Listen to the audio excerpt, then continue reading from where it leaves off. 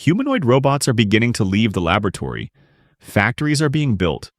Production lines are accelerating, and hundreds of machines are starting to roll out instead of being assembled one prototype at a time. But there's a problem nobody can solve with a viral demonstration. Who is actually going to buy all these robots? Because producing a humanoid every hour is impressive.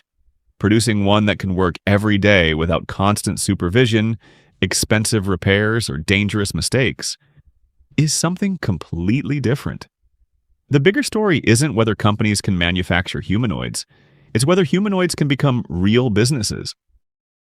For years, the humanoid robot industry has been judged by movement.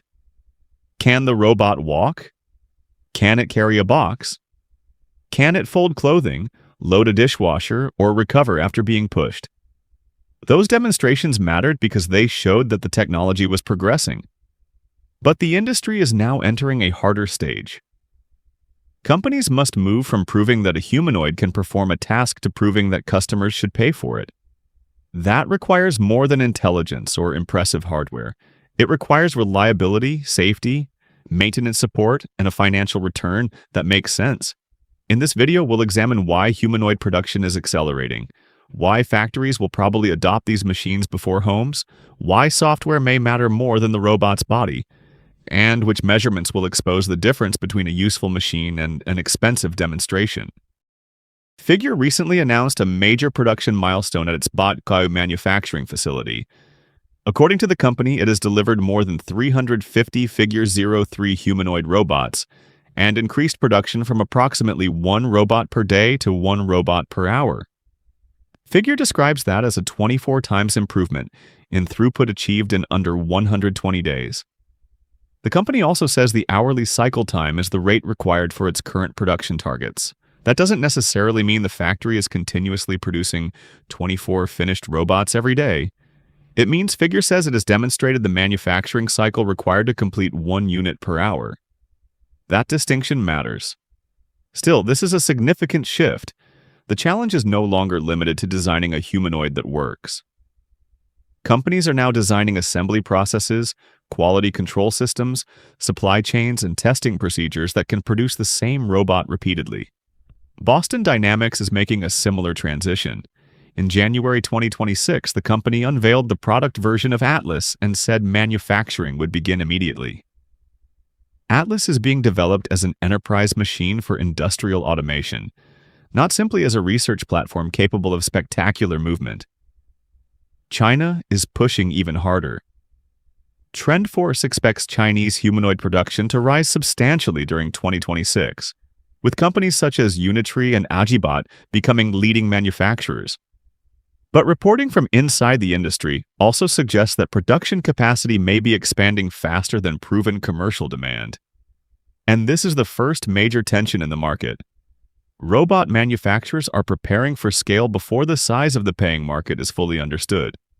To understand the challenge, imagine the difference between building a concept car and running an automotive factory. A concept car can be carefully assembled by specialists. Every component can be adjusted by hand. Engineers can monitor it continuously, and the vehicle only needs to perform well during a controlled demonstration. A commercial product cannot depend on that level of attention. Every unit must be consistent. Replacement parts must be available. Technicians must know how to repair it. Software updates must not create unexpected failures, and the machine must survive thousands of hours of ordinary, repetitive work. Humanoids make this especially difficult because they combine many complex systems in one body.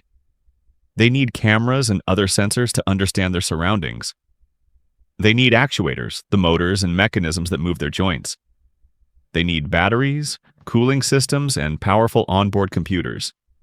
Then they need an AI control system capable of turning a command, such as "move these components to the next station," into hundreds of coordinated physical actions. This is why robot intelligence is becoming as important as robot hardware. Figure says its Helix 02 system combines visual understanding, walking, balance, and manipulation in one continuous control system. In one company demonstration, a Figure robot completed a multi-minute dishwasher task without a reset or human intervention. NVIDIA is taking a platform-based approach. Its Isaac GR00T ecosystem includes foundation models, simulation systems, training tools, and onboard computing. A foundation model is a general AI system trained on broad datasets that can later be adapted to different robots and tasks. NVIDIA's GR00TN1 research describes a vision language action model. In simple terms, it interprets what the robot sees, understands the instruction it receives, and converts that information into physical movement. NVIDIA has also announced an open reference humanoid design combining a Unitree body, Jetson Thor computing, and the Isaac GR00T platform, with availability expected through Unitree in late 2026. The goal is similar to what happened in personal computing. Instead of every company creating every component from the beginning, developers may build robots using shared computing platforms, models, and development tools. But here's where it gets interesting. A more capable AI brain does not automatically create a profitable worker. The first serious humanoid customers will probably be industrial companies, not ordinary households. Factories and warehouses offer something homes do not: repetition. The floor is usually mapped. The work process is documented. Objects appear in predictable locations. Performance can be measured in units moved, tasks completed, or labor hours saved. Consider a warehouse where employees repeatedly move containers between a conveyor and a storage area. Before deploying a robot, the company can calculate the cost of the current process. Then it can compare that with the robot's purchase or leasing cost, energy use, maintenance, supervision, and expected operating life. If the robot completes the work reliably and reduces the total cost, the investment may make sense. A home is far less predictable. One kitchen may contain children, pets, wet floors, fragile glasses, unusual furniture, and objects placed almost anywhere.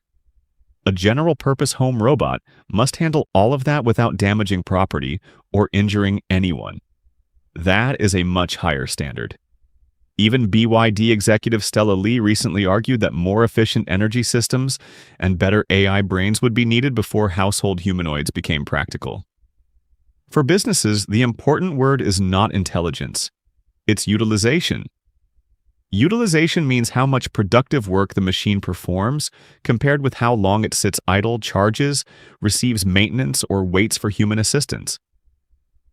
If you run a manufacturing or logistics business, a humanoid's most impressive skill may not matter if that skill only works during ideal conditions. You need to know how many useful hours the robot delivers every week.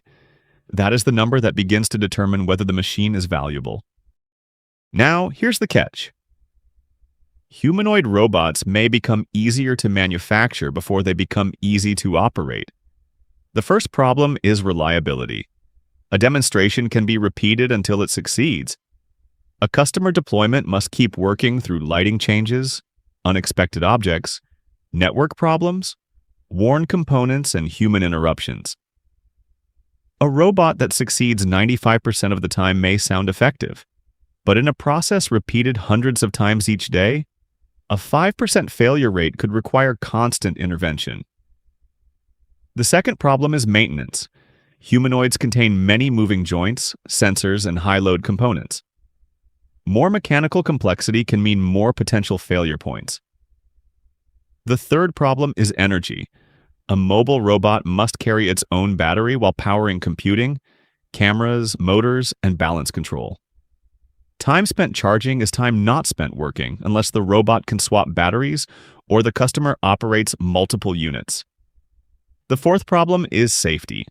Industrial robot safety is already governed by standards such as ISO 10218, which covers industrial robots and their integration into robotic systems. But dynamically stable mobile robots, machines that must actively balance while walking, create additional challenges, and a dedicated ISO standard for this category was still under development in 2026. A humanoid can move through spaces designed for people, which is one of its greatest advantages. It also means a heavy, powerful machine may work close to people without a traditional safety cage. That will require speed limits, force controls, emergency stop systems, restricted operating zones, continuous monitoring, and careful task-level risk assessments. This doesn't mean humanoids are too dangerous to deploy. It means deployment will be slower and more controlled than the most optimistic marketing suggests. Customers are unlikely to hand a robot unrestricted access to an entire factory on day one. They will begin with narrow tasks, limited zones, and close supervision. Over the next stage of the humanoid race, three possible paths could emerge. The first is rapid industrial adoption.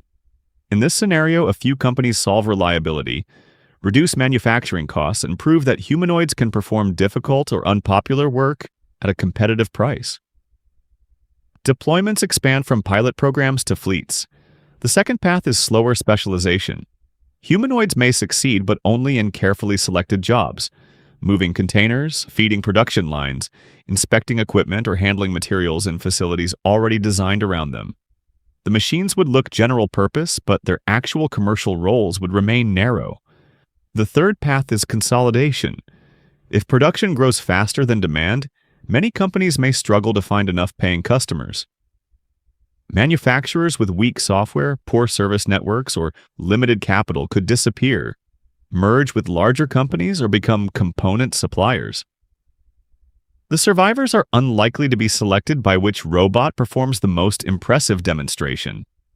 They will be selected by operational measurements. How often does the robot complete its task? How many hours can it work before failure? How quickly can it be repaired? How much human supervision does it require? And most importantly, how much money does it save or generate for the customer? The AI model will also become a major competitive advantage. Hardware can gradually become standardized.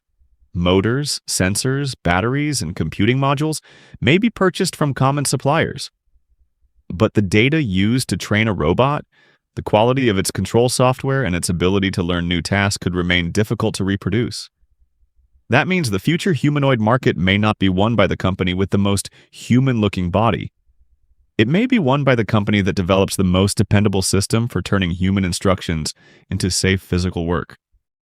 Humanoid robots are clearly entering a new phase. Figure is accelerating production. Boston Dynamics is turning Atlas into an industrial product. Chinese manufacturers are expanding capacity. And NVIDIA is building shared tools for training and controlling robot intelligence. But production is only the beginning. A factory can measure how quickly a robot is assembled. A customer measures something harder, whether that robot creates enough value to justify its cost. That is where the humanoid industry will face its real test. Not on a demonstration stage, not in a carefully edited video, but during the 1,000th repetition of an ordinary task, when the robot is expected to work safely, predictably, and without an engineer standing beside it. By the end of 2026, we may have a much clearer picture of which companies are building scalable products and which are scaling production before demand is ready. So what do you think? Will humanoids become practical industrial workers within the next few years? Or is manufacturing capacity moving faster than the technology's real usefulness? Share your view in the comments and subscribe for more deep dive analysis of humanoid robots, physical AI, and the companies attempting to build the next computing platform. That's it for this one. Thanks for watching. Don't forget to subscribe, and I'll see you in the next video.